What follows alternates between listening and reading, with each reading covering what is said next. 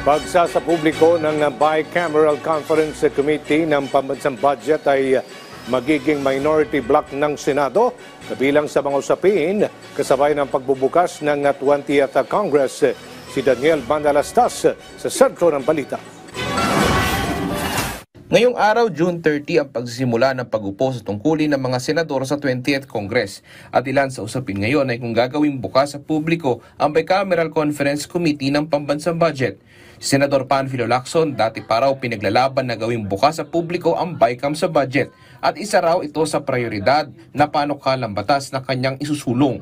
Hiling naman ni Senadora Amy Marcos sa 20th Congress, busisiing maigi ang 2026 budget at mas maging transparent sa preparasyon nito. Si Senadora Risa Hontiveros naman, mas positibo sa mungkahing yan dahil mismong si House Speaker Martin Romualdez pa ang nagbigay suporta rito.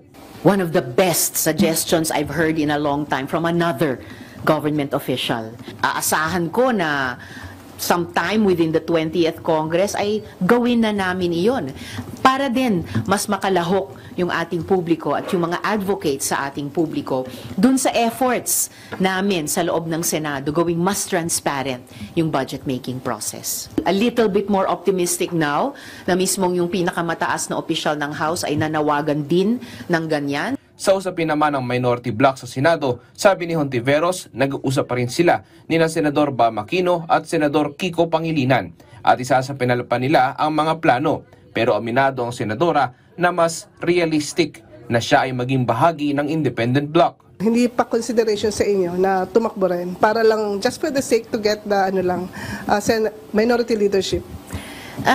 Siguro early on inisip ko rin pero I think mas realistic na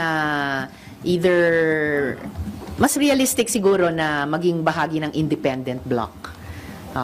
Given the numbers. Si Senator Tito Soto naman, nakakapanumpa pa lang ngayong araw bilang senador, kinumpirmang bukas siya na maging minority leader. Oo, magandang role yun dahil handang-handa sapagkat ako'y naging minority leader na dati.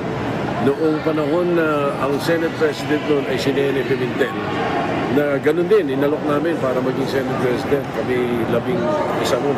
Handang-handa ako.